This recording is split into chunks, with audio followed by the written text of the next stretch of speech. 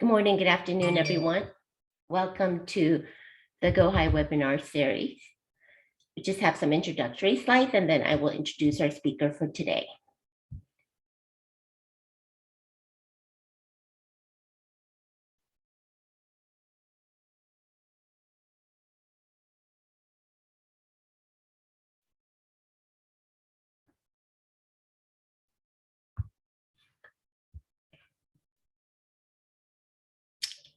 Great. And again, welcome. We're very delighted this morning or this afternoon to have present Dr. Sofonias Tessema. He is with the, African Pathogenic Genomic Initiative. And just a brief introduction, he will be presenting today African Pathogenomic Initiative, Africa PGI, 2 years later. So Dr. Tessema is currently at the Africa CDC Institute of Pathogen Genomics. Dr. Sofonias graduated with a PhD degree from Walter and Eliza Hall Institute at the University of Melbourne in Australia, and then completed a 4-year postdoctoral training fellowship at the University of California, San Francisco in USA. As a postdoctoral scholar, he successfully carried out a study tracking the spread of malaria parasites by combining human modality and parasite genomics. During his PhD, he investigated phylogenetics and phylogeographic diversity of the malaria and developed protein microarray chips to identify biomarkers of immunity for clinical and severity of malaria. He has been a passionate advocate for the capacity building in public health institutions across the world and technology transfer for implementation of the genomic and digital epidemiology in Africa. So without further ado, Dr. Tessema, the floor is yours. Thank you so much, Professor Wang, for that introduction. So I'm really thrilled to be here today to share some of the challenges, the successes, and the lessons that we've learned in implementing the Africa Pathogen Genomics Initiative in the past 2 years. So it's a little detour from my background, mostly on malaria, but I think the COVID-19 pandemic has showed us how interconnected the different disciplines are and how we can leverage capacities that are built under different disease categories and the need to integrate surveillance into a more broader system. So my name is Sofonias Tessema. I'm the program lead for the Africa Pathogen Genomics Initiative based at the Africa CDC headquarters in Addis Ababa, Ethiopia. So today what I will try to do is trying to take you through where does public health pathogen genomics started at the Africa CDC and where are we now? And what were the work that we've been doing to accelerate SARS-CoV-2 sequencing in Africa? Some of the progress, the challenge, and the lessons that we've learned in the past 2 years, as well as I'll try to summarize some key points. Although this is really not focused on a One Health approach, I think the future of genomics will definitely follow that One Health approach. I think at this stage, as a response to the pandemic, the COVID-19 pandemic, our focus has been mostly on SARS-CoV-2, but we have some future plans on bringing surveillance in a more integrated approach. So just to share you the history of the public health pathogen genomics in the Africa CDC. The Africa CDC was launched in 2017. It's only a 5-year-old institution. When it's launched, one of the areas that it prioritized as part of it is strategies to strengthen surveillance and to leapfrog a surveillance system in Africa using emerging technologies such as genomics and digital epidemiology as well. So in 2018, between 2018 and 2019, the Africa CDC conducted a continental assessment to understand where are we now in terms of genomics, as well as to identify what are the key challenges and gaps in the implementation of public health pathogen genomics in Africa. So that 2 years assessment had a preliminary report in November 2019, and considering the findings of the report, the Africa CDC decided to launch and establish the Africa CDC Institute of Pathogen Genomics. And this institute was launched to support and coordinate the overall implementation of public health pathogen genomics in Africa. The institute was launched in November 2019, but 2 months after it was launched, the COVID-19 pandemic was reported. And COVID-19 was launched as COVID-19 was declared as a pandemic. Therefore, since then, our response has been mostly focusing on the COVID-19 response. Initially, early on the outbreak, we've been trying to provide support to member states in sequencing of SARS-CoV-2. At that time, the questions were mostly about introduction and spread of the virus from China to Europe to Africa, those kind of more general, more scientific questions. But slowly, the genomics became a central part of the COVID-19 response after the report of variants of concern. Our effort in responding to the COVID-19 pandemic grew into a bigger initiative. This one is a multi-partner initiative, what we call now the Africa Pathogen Genomics Initiative, which was launched in 2020. Since then, we've been implementing the phase 1 of the Africa PGI in response to the COVID-19 pandemic in Africa. So as I said earlier, we've been conducting that assessment that I showed you earlier. And what were the major findings that we have at that time, 2018, 2019? There was limited infrastructure and skilled workforce across the continent. And then there were also lack of coordination, lack of policies, frameworks, regulations that can enable pathogen genomics in a public health setting in Africa. The other big challenge that was coming again and again in our assessment was the challenge that are related to supply chain, the cost of reagents, and then the challenge that are associated with customs in bringing reagents into member states. I think this map can clearly show where we were at in 2018-2019 period. This is the map of Africa showing in red 48 countries that didn't have next generation sequencing capacity at that time. Only 7 of the 55 countries had functional NGS capacity in their public health laboratories. So majority of the countries and the public health institutions have very limited, had very limited capacity when it comes to genomics. And even those which has the capacity, they were struggling with several challenges related to the supply chain, the reagents, the cost, and all of those that I mentioned earlier. So this map is kind of shocking for us to see by 2018, 2019, almost very few countries have this capacity in the continent to be able to do sequencing to inform public health decision-making. So the response is the establishment of this multi-partner catalytic initiative, the Africa Pathogen Genomics Initiative. This was launched in partnership with the public sector, such as the US CDC, the philanthropic sector supported by the Bill and Melinda Gates Foundation, as well as strong support from the private sector, such as Illumina and Oxford Nanopore Technologies. So what is the strategy of the Africa CDC Institute of Pathogen Genomics in this space? What are we trying to achieve? We have 5 strategic priorities. The first one is enable. How can we create enabling and sustainability mechanism for the integration of genomic surveillance in Africa? The second one is how can we strengthen and expand and democratize NGS capacity in the continent? As I showed earlier, most countries do not have that capacity. So how can we expand this capacity? The third is how can we build a functional continent-wide network that can support the sequencing of pathogens of national, regional, and global interest.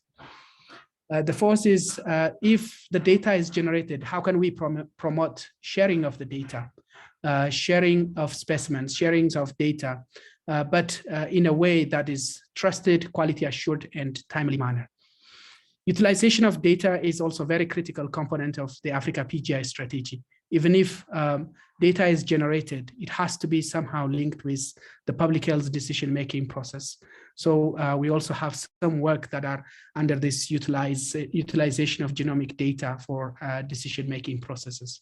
So these are the 5 areas that we are currently and actively working on under the Africa Pathogen Genomics Initiative and in the Africa CDC. So what are the experiences that we have in accelerating SARS-CoV-2 sequencing? I think we've learned quite a lot of lessons from the SARS-CoV-2 sequencing, because we were trying to respond to a pandemic in a continent that has very, very limited sequencing capacity. So together with WHO Afro, we established a continental network. This continental network has 3 layers, as you can see. The top layer is what we call the specialized genomics and bioinformatics centers.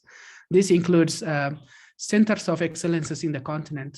Some are in research institution, others are in a university, others are in the livestock space. So it's not only just from the human genomics space. So you can see ASEGID in Nigeria, SANBI, which is a dedicated bioinformatics institute in South Africa.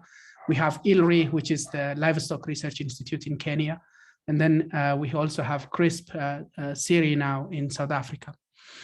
We also have 9 regional sequencing hubs. What we call regional sequencing hubs are those institutions that can support their own country plus a couple of 2 or 3 countries in their region. For example, in the northern region, we have Institute Pasteur in Morocco. In West Africa, we have Institute Pasteur in Dakar, Senegal, and the Noguchi Institute in Ghana, Nigeria, CDC in Nigeria. These are the 3 regional hubs in West Africa. In Central Africa, we have INRB in DRC, and also the CIRMEF Institute in Gabon. In East Africa, we have UVRI and KEMRI. In Southern Africa, we have NICD as regional laboratories. And as you can see, the bottom layer is the national sequencing labs. As you know, and as I showed earlier, most of these countries didn't have the capacity to do sequencing locally. So what we are trying to do here is trying to pair countries with the regional sequencing hubs, and the regional sequencing hubs can support the needs of these member states. So the network is established in this pyramidal type of structure. As you can see, the top ones, the specialized centers, they are designed to support capacity building, training, and support quality assurance system. And in some cases, sequencing services as well for those countries that didn't have local sequencing capacity. In the future, we would like to see these specialized centers to be, research and innovation centers in pathogen genomics and bioinformatics. Those specialized centers are designed to support the regional sequencing labs, and the regional sequencing labs are labs that can support their own country as well as another country, as I said earlier. And the bottom one is the national level labs. The national level labs are labs that can support their own national needs in terms of sequencing. So our strategy for accelerating SARS-CoV-2 sequencing in Africa had 3 priorities or 3 pillars. The first one is how can we leverage the capacity that exists in the continent and strengthen it to respond to the pandemic. While we are doing that, we are also trying to expand and democratize sequencing. We believe every country should have sequencing capacity at a local level, even if it is very low throughput or very minimal. And the third strategy is how can we network the countries, creating a continental network that can create access to sequencing, sharing of resources, sharing of expertise across the continent. So with that approach, we were able to implement these 3 strategies during the COVID-19 pandemic. In one way, we were trying to ship samples for sequencing to the sequencing hubs, the regional sequencing hub and the specialized centers. This is data that only looked at the number of samples that we referred within the first year in 2021. As you can see, 36 countries participated in this network. They are highlighted in green in the map. About 25,000 samples were referred across the continent. And in average, it takes 3 days to move sample from one lab and deliver it to the other. But sometimes it ranges from 1 to 15 days. This is mostly because of lack of flights. We needed to drive samples from, for example, from Luanda to South Africa by car, which is about 6,000 miles of driving to deliver the samples for sequencing. So there are some challenges that are associated with the pandemic, the nature of the pandemic, and the shutting of borders as well. In terms of supporting capacity and building capacity, we were able to strengthen the regional hubs with personnel, providing additional resources for consumables and supplies. We distributed sequencing reagents in collaboration with the PGI partners such as Illumina, Oxford Nanopore Technologies to these member states that you can see on the map. We added 24 new sequencing equipments into public health institutions in the past year, in 2021. We have more coming this year as well. So the idea is every lab to have some level of sequencing capacity, but for the regional sequencing hubs to have reasonably high throughput sequencing, such as at least NextSeq 2000 or NextSeq level equipment or beyond that, as well as from the ONT category to have a GRIDION or more in the regional sequencing hubs. For the national labs, our focus is mostly on low throughput sequencers such as MinIONS, MK1C, MK1B, MySeq, MiniSeq, iSeq, those kind of equipments. So together we were able to expand the sequencing capacity in the continent in the past year. So the sequencing equipment and the reagents can only be translated into results when we have a well-trained personnel. So we've also been trying to conduct trainings despite the challenge that are related to border closures, as well as restrictions in travel because of the COVID-19 pandemic. But we were able to cover 46 countries. We conducted 9 intensive trainings. 5 of them were hands-on. 4 of them were 1 month's virtual training. And we were able to train more than 230 trainees from the continent. And we've also conducted a series of webinar sessions to bring the labs up to speed in terms of sequencing. So all of this effort, the initiative, the Africa PGI initiative, as well as support from different partners in the continent, either at a national level or a regional or continental level, they've been supporting SARS-CoV-2 sequencing in Africa. But this support was actually translated into a tangible result. As you can see here, the overall sequencing capacity in the continent has improved significantly in the past year. So you can see if we compare 2020 and 2021, there was a 12 times increase in the sequencing output in Africa. And if you can see the chart on the right, you see the number of sequences is increasing over time, and we are approaching almost 100,000 genomes in the next few days, in the coming few days or weeks. So what's really here is important is most of the sequences, more than 96% of the sequences were generated locally. And we've seen when sequences are generated locally, there is a reduced turnaround time in terms of data sharing as well. So we've seen a significant progress in terms of total number of sequences that are generated. The other big gap that we've seen in our assessment during the SARS-CoV-2 response, there are only very few countries that are able to generate the sequence or even access the sequencing network to get sequences done and share it. So as you can see here, we had quite a lot of blind spot in 2020. There are only 20 countries that had sequences generated and shared. But in 2021 and now in 2022, more than 52 countries actually are able to do sequencing and share their data on the global data sharing platforms. We are also seeing improvement in terms of routine sequencing, the number of countries that are doing sequencing over time. So our approach and our focus here was trying to fill the gap and reduce, the blind spots in terms of availability of sequence data, either through the mechanism of the network or through local sequencing.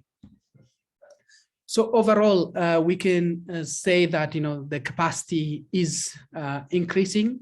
The map is changing over time, but there are still quite a lot of gaps that needs to be addressed. If you compare the map between 2018, 2019 with 2022, you can see a significant difference. The map is slowly turning green. And several countries now have some level of local sequencing capacity. The ones that you see in yellow, these are countries that we are working with this year, trying to establish the sequencing capacity, in-country sequencing capacity. But there are still 18 countries that do not have local sequencing capacity at the moment. But our vision at the Africa CDC is trying to get into all the 55 countries to have national level sequencing capacity, at least in one institution, and when possible, to have decentralized sequencing within a country. But there are several challenges, I think, despite the progress in terms of putting a sequencer in the countries, training people, trying to get the first sequences out from the countries, there are several challenges. Availability of resources to have routine sequencing capacity, the need for a well-trained workforce, the need to have a continuity and sustainability beyond the COVID response, to be able to utilize this sequencing capacity for other pathogens, as well as the bioinformatics and the data analysis, analytics and sharing capacities is still very limited in many of these member states. So currently we are trying to work with the countries to identify those gaps and address those issues in a more sustainable manner. So I think to put this into a more broader ecosystem, the Africa PGI is working to strengthen the overall genomic surveillance ecosystem in Africa. One of the lessons that we've learned as part of our COVID-19 response is each of these components of the ecosystem needs to be connected. The dots needs to be connected. Otherwise, putting a lot of effort on one will definitely be challenged by a bottleneck in the other side of this network. So as you can see, we are prioritizing 4 areas. The first one is the sampling and sequencing strategy.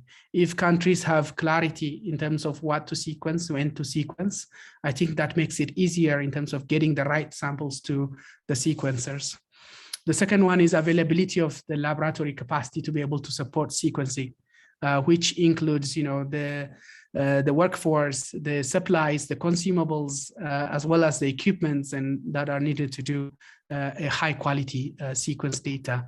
And then quality assurance, making sure that the data is the sequence data is connected or linked with a full or complete metadata, clinical data. That's also very critical in terms of utilizing the data. The third is the data systems, the capacity to be able to analyze the data, interpret it in a way that makes sense for public health decision makers, so that the data is utilized in a timely manner. So at the Africa PGI, we are working on these 3 categories: on the specimen side, on the lab side, on the data side, as well as trying to build the genomic knowledge in the continent when it comes to utilization of data for public health decision-making process. So with all those efforts in the past 2 years, so we've seen some progress in terms of building genomic capacity, strengthening the capacity in the continent. But how can we continue these efforts for pandemic preparedness and improving disease surveillance in Africa? I think this is where probably the One Health approach is really important in preparing the continent from future pandemics. So at least for now, we continue to work on optimization of the SARS-CoV-2 sequencing. As you probably know, some countries globally have quite a lot of sequences, but in Africa, we really cannot have those kind of volumes. We're limited by the volumes, even if now the continental capacity is reaching around 10,000 genomes a month. How can we efficiently utilize that to inform decision-making process? So And the continent is under-vaccinated, and we've seen the emergence of variants of concern, such as the Omicron, the BA4, the BA5, as you've seen now. So we really need to continue and optimize SARS-CoV-2 sequencing in a more intelligent way, in a way that can actually inform public health decision-making. The other area that we are working on is how can we leverage this capacity to expand into more pandemic preparedness and response.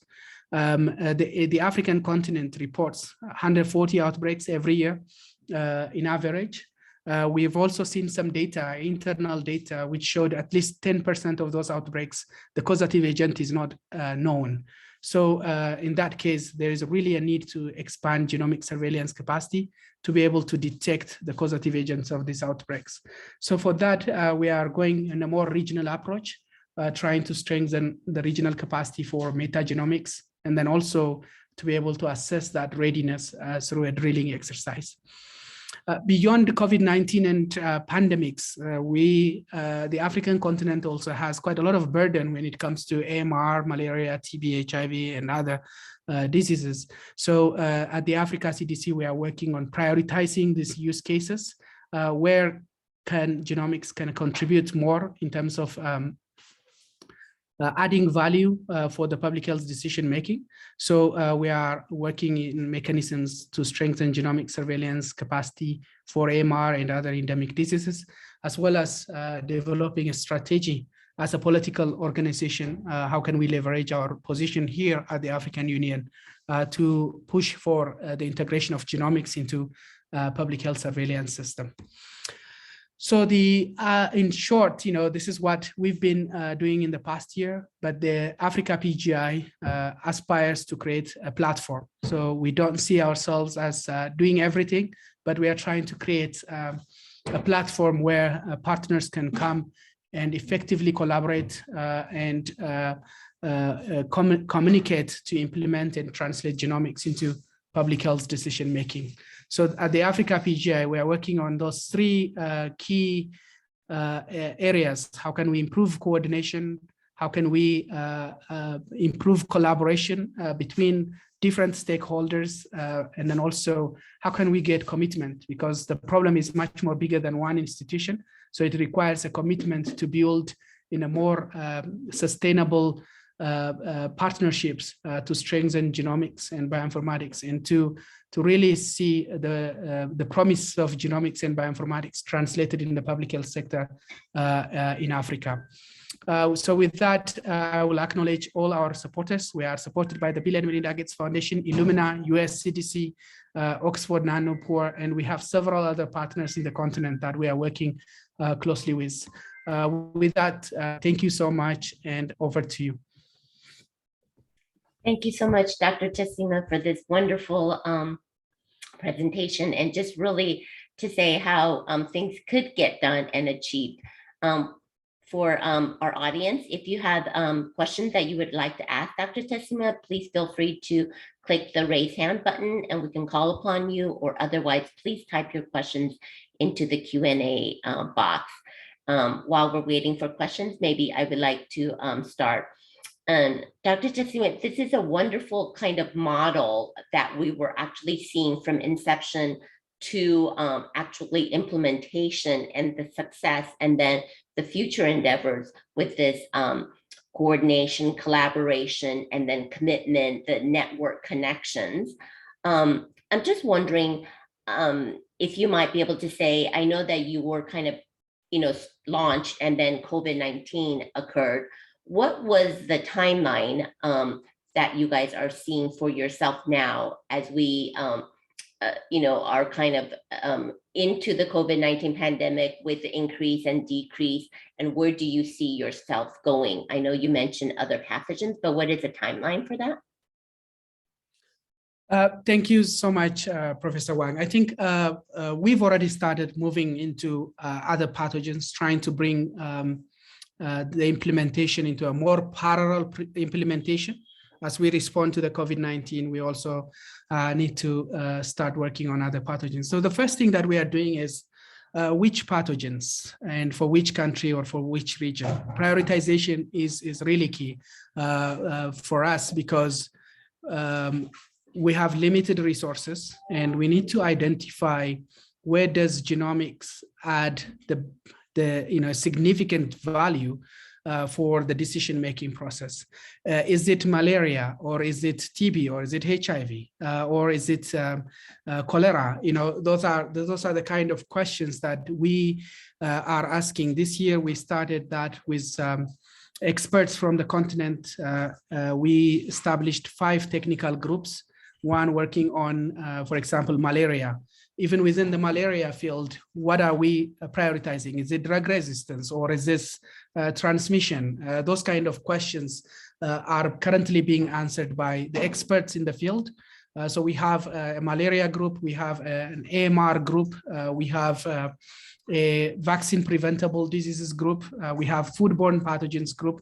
All of these are experts groups that are trying to help us in terms of prioritizing which pathogens, and within a pathogen, which use cases. Is this drug resistance, or is this transmission? So we've already started doing that. As soon as we have those timelines, those priorities identified, we will jump into the implementation. To some extent, we are also trying to start using the network to support other pathogens. For example, we are using the network for the detection of outbreaks. When there is a report of outbreaks in the continent, we try to follow up, get some specimens, send it for sequencing.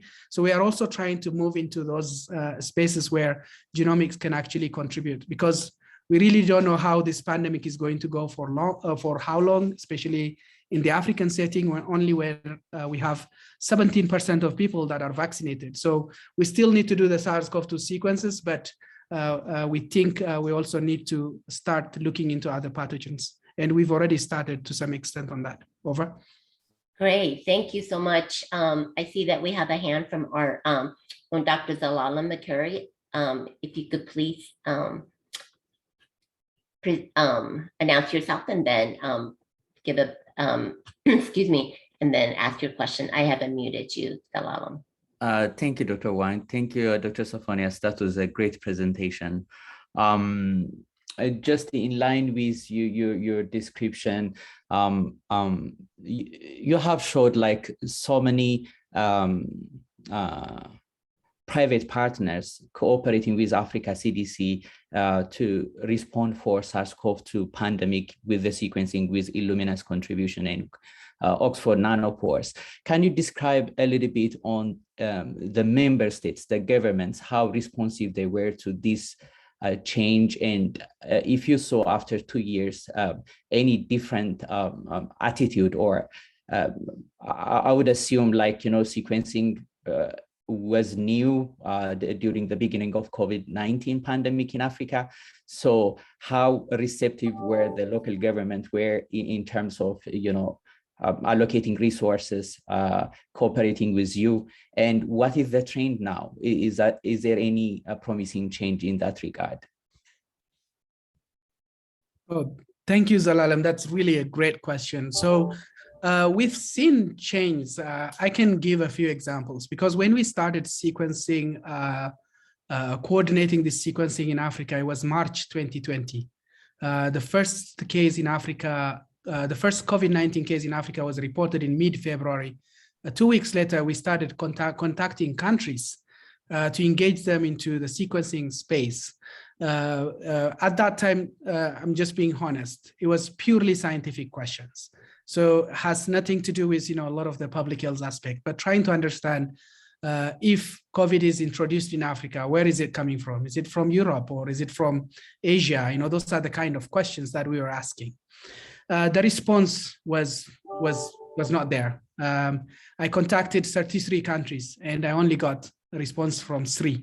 That was the response at that stage. So there was no really interest in sequencing or genomics. It was seen as some sort of luxurious thing outside of the public health space. But over time, especially when the variants of concerns were reported, especially I remember that day very clearly. It was December 21, 2020. We've seen, I think it was chaos in the continent, especially when the Beta variant was reported from South Africa, and everyone wanted to sequence and know what the variants are, what variants are circulating in the countries. And on the same date, I couldn't respond to all the requests that we were getting.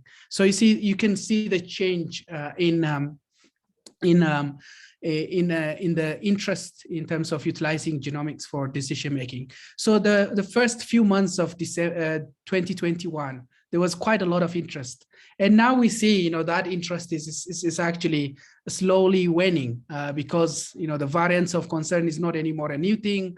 A lot of variants are now reported. Countries are reducing their testing. So if there is no good testing, there is no sequencing. So if you see the number of samples that we referred over time, it actually really shows that interest.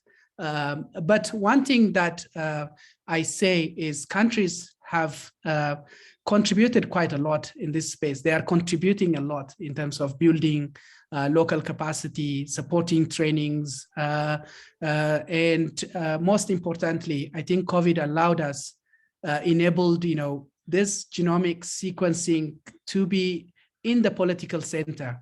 Now every Minister of Health, in some cases presidents, heads of states, you hear them talking about sequencing. I think that's a huge progress. That's a good buy-in in terms of having to have sequencing in the center of public health surveillance. So I see that as a huge advantage that we got from COVID, but there is also a strong commitment in terms of, there are many countries, I can name a few, which already started building their own local capacity. Because it was also embarrassing to wait results from another country while they can build their own capacity within the country. It doesn't cost that much, right? At a bigger scale. So I think for me, 2021 compared to 2020 there was quite a lot of interest. Countries are very interested, committed in strengthening their genomics capacity. Now the demand is huge. When all countries want the capacity now, at that time, at the same time, it's very difficult for us to respond. At some stage, we have to say no, which we really don't want to do. Because at some stage we are trying to engage them. And later when they are engaged and when they are interested, we have to say, no, we have no resources to do this. So I think the demand is here. COVID created demand in terms of local sequencing capacity. Which I think we'll build on that and we'll try to, keep the momentum going. We are trying to do that by engagement, regular meetings and things like that. So I think we all need to come together and build that momentum. How can we use this opportunity in terms of expanding sequencing, not only just for COVID, but beyond COVID and especially, and if possible with a very broader surveillance approach that can bring One Health into the center. Over.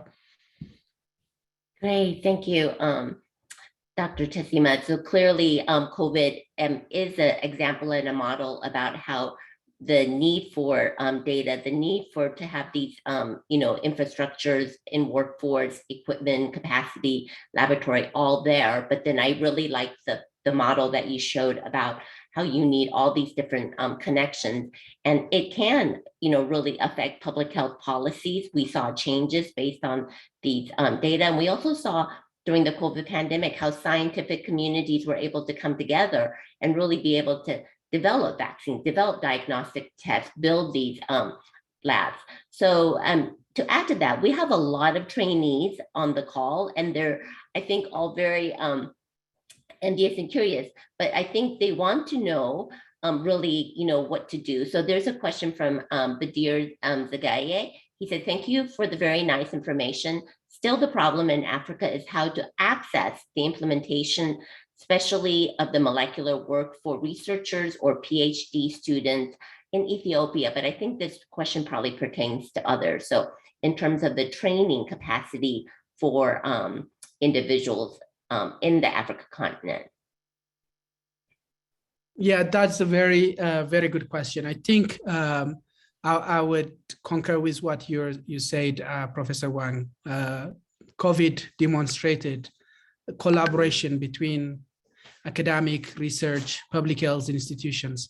And those countries which did very well in the COVID sequencing space are those who collaborated with academic research institutes. You can see the UK. a human sequencing institute now is doing SARS-CoV-2 sequencing. Academic institutions came together with the public health institutions to push the agenda forward. There's quite a lot of things that we need from the academic space in order to utilize genomics for public health. The primers that we used early on, they were designed in an academic setting. The data analytical tools that we are using now for COVID, those are coming from academic institutions, research institutions. I think that collaboration is really critical to translate genomics into public health decision-making. Saying that as Africa CDC, our focus is supporting on public health and public health institutions.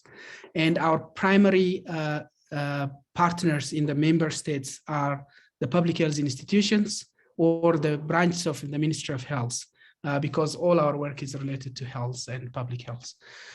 Because of that, we were not able to expand into academic and research institutions in terms of training. But what we usually do is we try to give that decision making to the Ministry of Health. When we do trainings, the trainees are nominated by the Ministry of Health, so that our trainings are rotating around those nominees or those institutions that are working with the Ministry of Health, mostly national reference labs, mostly national public health institutes. But to the question of Badr, I think there's quite a lot that we need to do at a national level. Academic and research institutions, we need to leverage on experience that we've seen in the COVID response. For example, South Africa. The South Africa COVID response is coordinated by the Ministry of Health, but the sequencing is coordinated by research institutions. Professor Tulio he's based in a research institution, and he's leading that network in South Africa, which is generating sequences, discovering all these variants that we know now. So I think academic and research institutions need to be actively engaged with the Ministry of Health, because you can bring experience, you can bring skill set that are not in the public health space, because it's really difficult to get someone with a PhD in bioinformatics in public health institutions.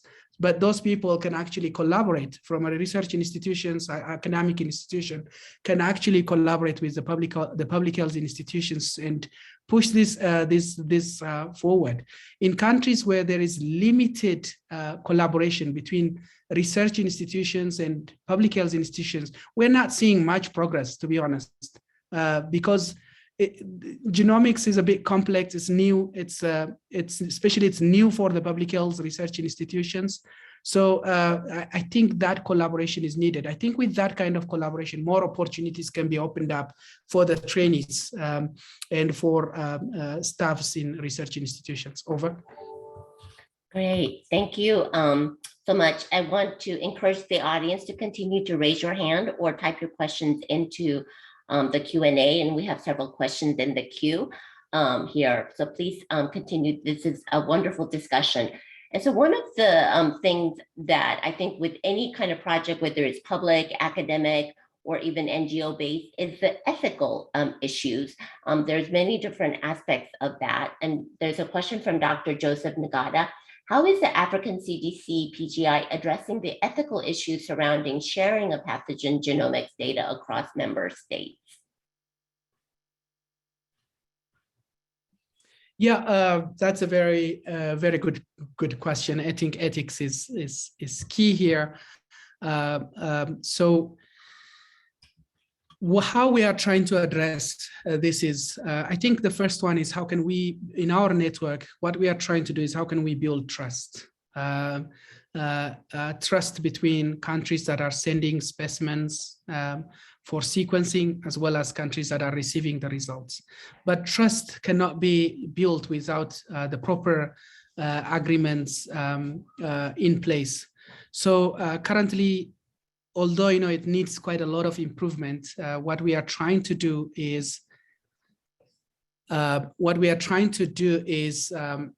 we have a material transfer agreements that are in place and that are signed between the countries that are sending specimen and the countries that are receiving the specimen, the laboratories.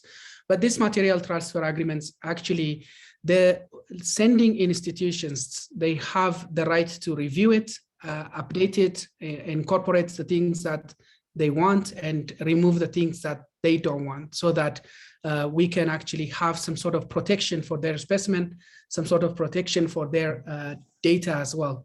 So, so far we haven't had any significant ethical challenge, but what we are trying to do is this material transfer agreement needs to be standardized, needs to be more comprehensive, well vetted, well consulted by the countries, so that it can address all the concerns, and it can prevent any ethical or legal challenge in the future. So, although we are using a kind of emergency material transfer agreement in a situation of an emergency response, but there is a need to improve that in the future and come up with a more robust material transfer agreement. Most importantly, I think bringing the institutions together, making them talk to each other, so that if one has a concern, they can raise it to the other. I think that really helps in addressing some of these ethical challenges, but it needs to be seen in a more comprehensive way, and we haven't done that yet. Great, thank you. And certainly we have learned that with these pathogens, there is no border. So we need to be able to share these data and stuff. So I do want to put a plug in terms of ethics, and then the ethics of One Health. Our own Dr. Donald Matuna has been awarded an NIH grant to look at and build the One Health bioethics, which is a novel and untouched area, but certainly you can see even more potential issues arising as we bring in the human, animal, and other factors. So I want to go to another question, which is kind of, you had addressed a little bit from Dr. Adamu Makonnen. He said, as the positivity rate for the SARS-CoV-2 is decreasing, what is the CDC's recommendation on the genomic surveillance as finding positive samples may become an issue? Yeah, so currently what we are facing in terms of challenges, the number of cases are declining, testing strategies are changing, the introduction of rapid tests, RDTs, especially expansion of those in Africa is becoming a challenge in terms of getting specimens for sequencing. So the recommendation now is for those specimens that are tested, at least to sequence all of those specimens because there are no many positives. So what we are recommending is all positive specimens to be sequenced, considering the number of samples and considering how feasible and cost effective it is to ship specimens. So currently shipping a specimen from one country to the other, it costs around $4,000 US. It's very expensive. So some sort of batched shipment is what we are encouraging, but as much positive samples as possible. Because even when we send the specimens for sequencing, the success rate is around 60%. So what that means is if we send 100 samples, we get 60 genomes, high quality genomes. So so we are paying $4,000 US for not 100 samples, but for 60 high quality genomes. So we're trying to encourage more specimens to be shared, but most importantly, more routinely, no interruption in terms of sending it, so that we can see what is changing over time for the emergence and change of frequency of variants. So that's really the recommendation at this stage. But we are really being challenged by those changes in testing strategies, self-testing now, which is becoming more common as well as rapid diagnostic tests. Over. Thank you. So certainly as we're decreasing the numbers, we could see that you're increasing the capacity, and you're also planning to transition to other pathogens, but really still continue to build that regional and capacity for both workforce as well as for the laboratory infrastructures. And so one of the kind of going on to this kind of sustained impact and how we can continue this effort, we have a question from Osborne Otino. He says the cost of genomic sequencing remains prohibitive in many countries and will impact on sustainability. What is Africa CDC's approach to addressing the sustainability of this novel initiative? Very, very important question. I think sustainability, I don't know how best I can answer this, but the sustainability aspect is really key. What we are trying to do is to really understand what are the drivers of the cost in Africa, because sequencing in Africa is 2-3 times more expensive than sequencing in the US. The cost of a reagent in Africa is 2-3 times more expensive than the cost of reagents in the US. This is really why this partnership, bringing the private sector as part of the PGI is really critical. Just to give you an example, what is one of the cost drivers is the suppliers, and the supply chain process is one of the cost drivers. Just to give you an example, there was one supplier for Illumina reagents in Africa for 54 countries until 2020. There was one, and that company was based in Dubai. So there was no Illumina supplier across the 54 countries in Africa. And there was another one just only for South Africa, based in South Africa.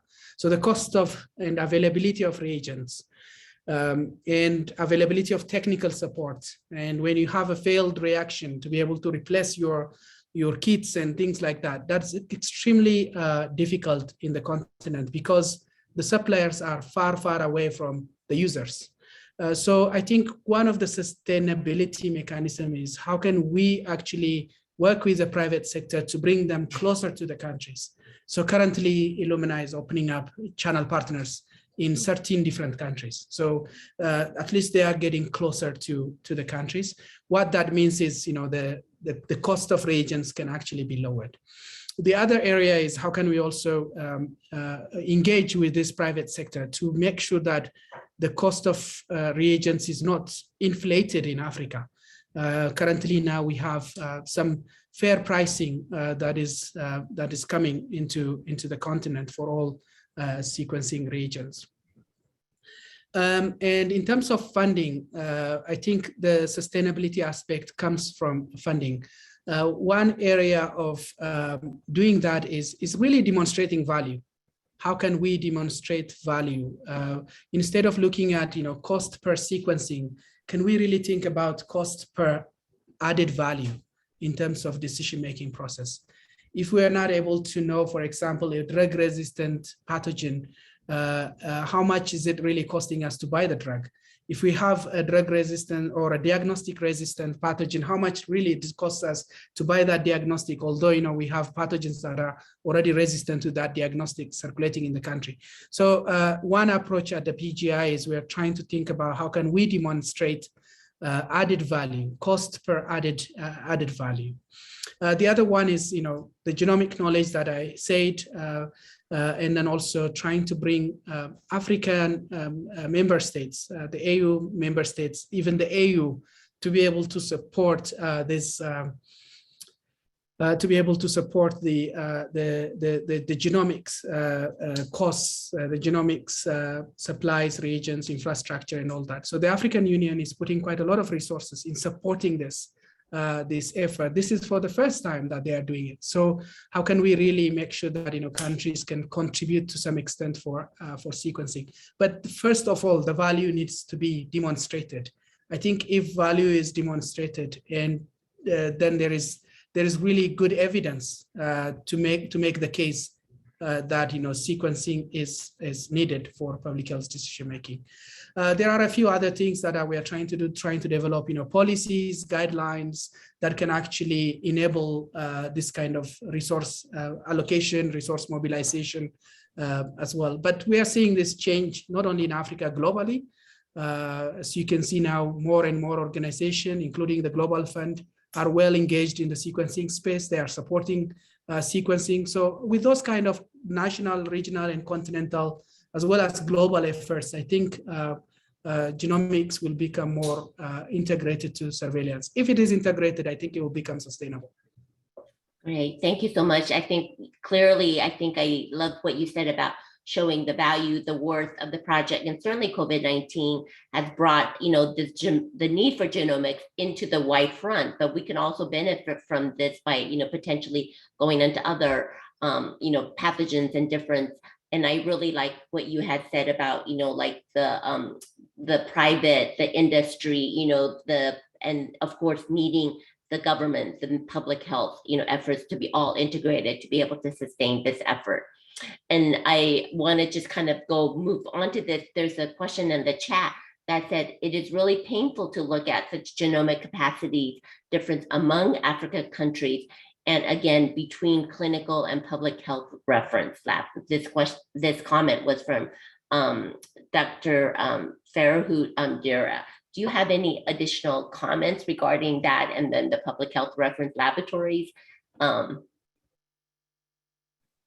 Yeah, I think it's very painful, not only within a country, but also to see, one country contributing millions and millions of sequences and a whole continent of 1.3 billion only trying to reach to 100,000 genome. And we are celebrating that, which is very painful.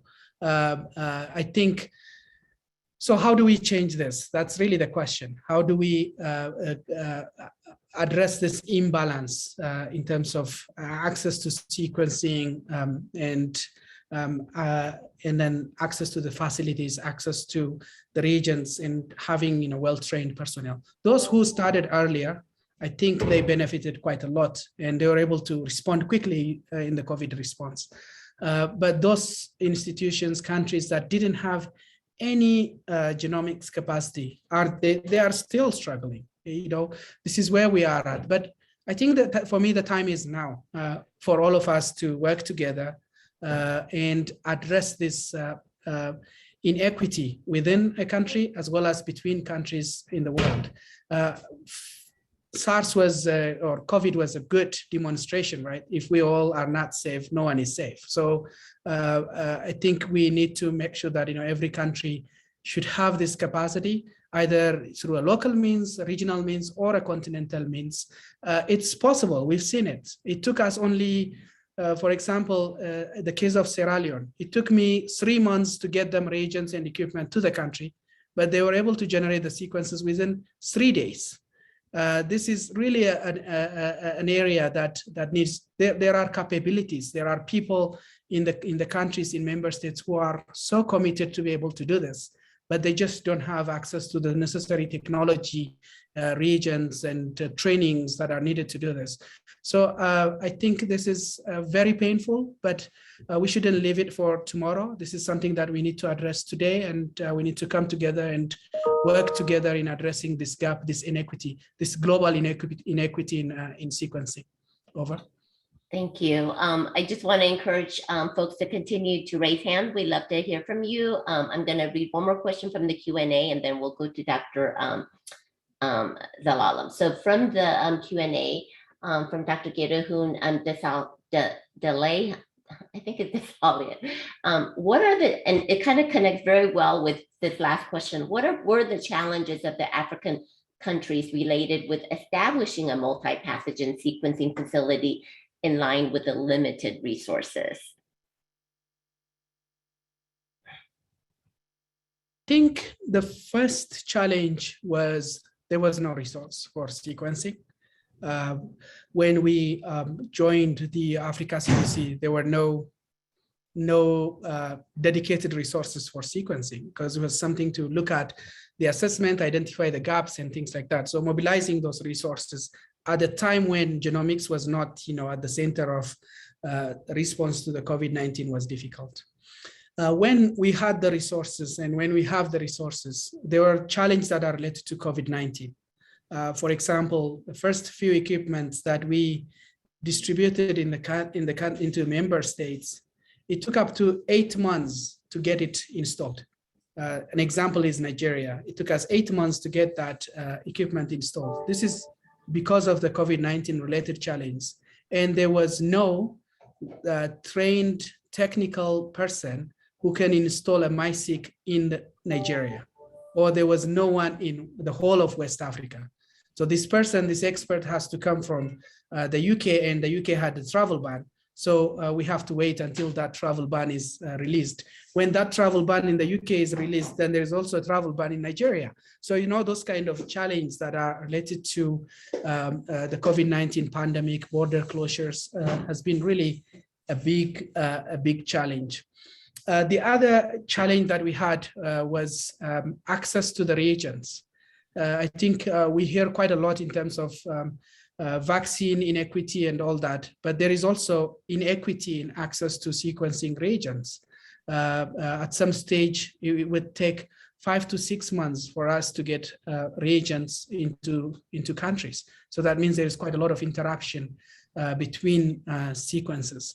There are also challenges that are related to workforce.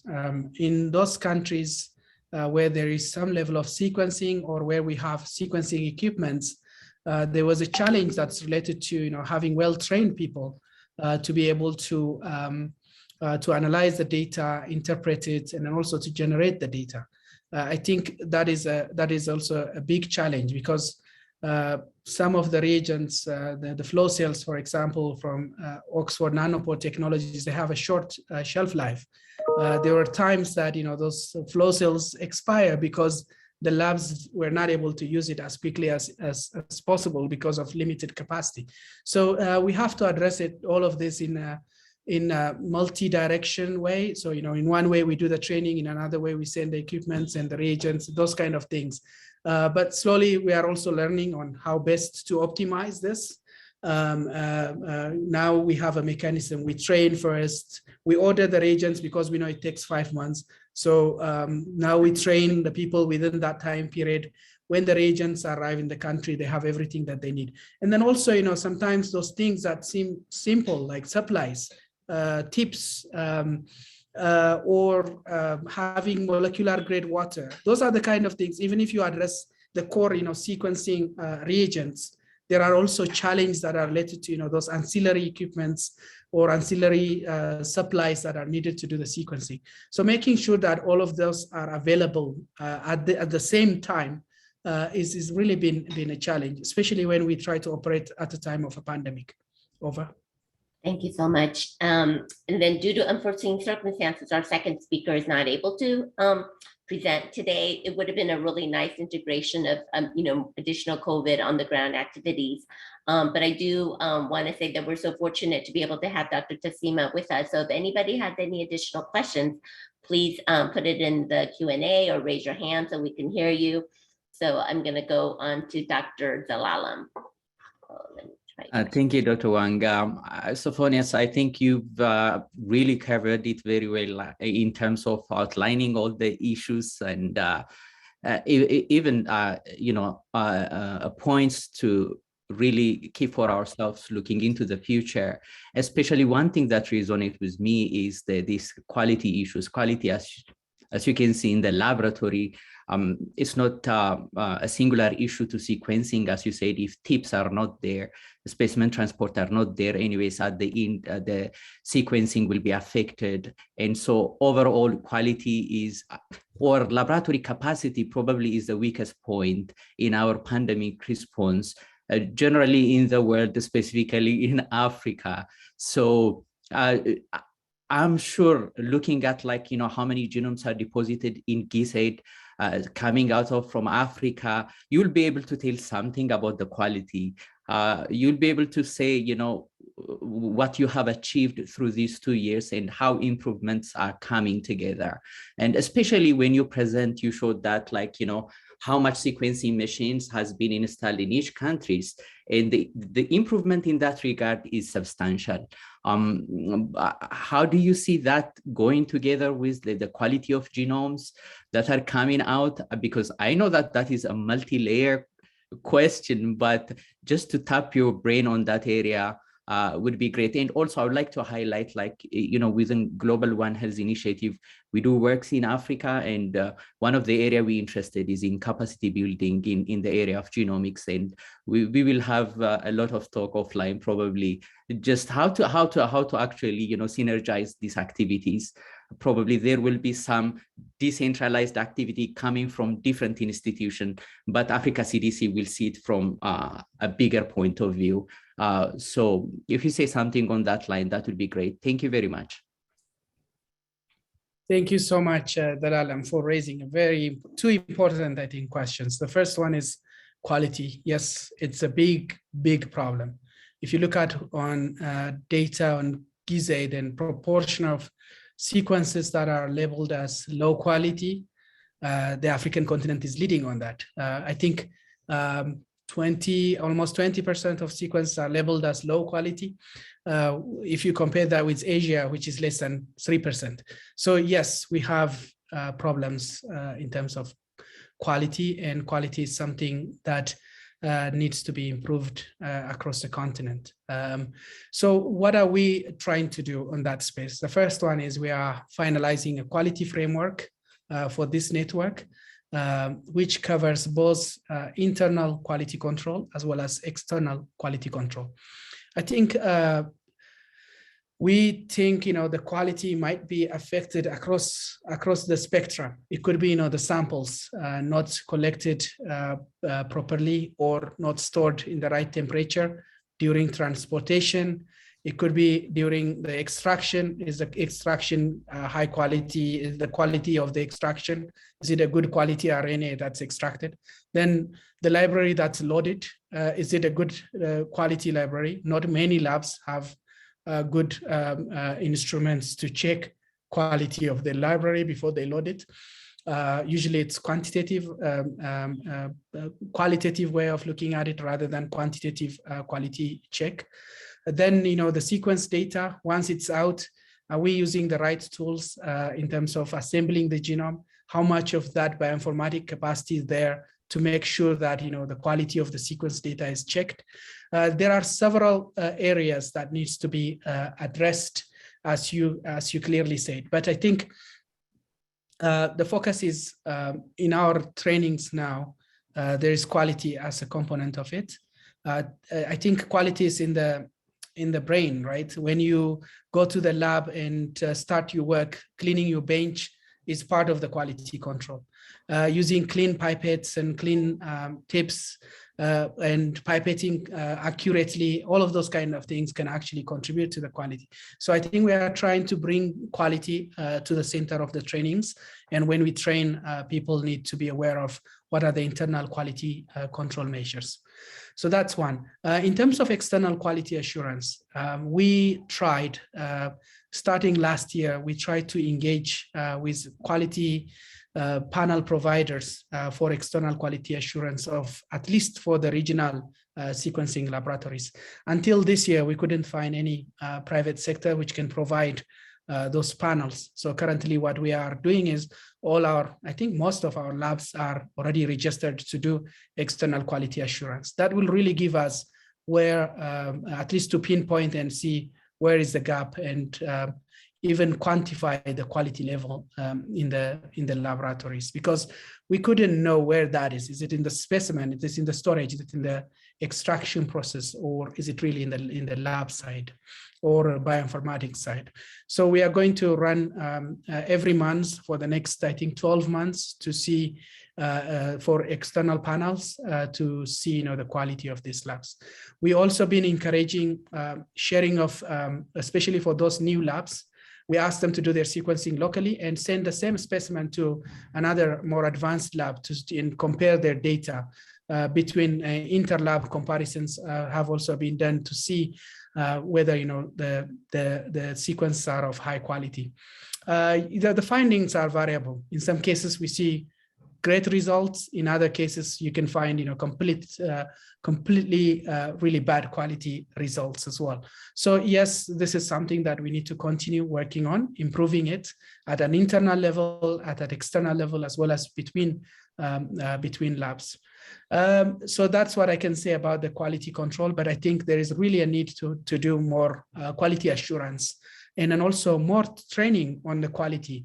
How can we really build a workforce that is a quality aware workforce so that every time when we do something, we actually check the quality of what we are doing, especially when the data is as important and significant for decision-making process, it must be high quality data. We shouldn't really compromise on that. In terms of, I think I know your initiative, the One Health initiative, is also doing some trainings. We'll be very, very happy to collaborate on this space, and we have some strengths, and we still are learning on other things. So it's a 2-year-old program. We are quite new to this space. There's quite a lot that we can learn, especially as we move beyond the SARS-CoV-2 and bringing this technology into other pathogens. There are quite a lot of areas that we can collaborate on. We've been struggling with, for example, training curriculums. How do we do the trainings? How sustainable is really going to do the training, for example, a SARS-CoV-2 training, an Ebola training, a cholera, that really doesn't make sense. So how can we really come up with some sort of mechanisms where we can train them with core genomics capacity, core bioinformatics capacity, those kind of things. I think there's quite a lot that we can learn from the One Health initiative. Happy to take that offline and discuss more in details how best we can work together. Over. Great. Thank you so much. And I don't see any new questions in the Q&A. A lot of them, I think that's an old hand, right? Like just one. Yeah, it's old hand. Thank you very much. But again, I really do want to thank you, Dr. Tessema, for this wonderful presentation and really showing us like how, the vision from several years prior, to the pandemic, to be able to build this type of a center, and then to be able to connect, obtain the resources, do the training, and really implement. And you were at the level forefront during this COVID pandemic that, because of all this, preparation, that you were able to come and be able to do this. And now really being able to show the worth of the CDC PGI, and then now being able to almost transition to potential other projects. And it really, as you stated, aligned very well with some of our own OSU GOHi type of mission, training, capacity building, infrastructure. So I do think that we have a lot of similar alignment and should join forces to improve the capacity, both in the workforce and the infrastructure. So again, I want to thank you so much for joining us today. There will be a recording of the session that will be uploaded onto the link, and you will be getting a survey. So please respond, and we will try to bring you additional webinars and different sessions in the upcoming months. We will be sending that out. So again, really appreciate all the effort. Thank you so much. Thank you so much for this opportunity. It was really a nice session. Thank you, and I really appreciate for the opportunity. Wonderful. Thank you. Thank you for the wonderful presentation. So have a good morning or a good evening, good afternoon to everyone. Thank you again for joining from all around the country and the world. Thanks. Bye-bye.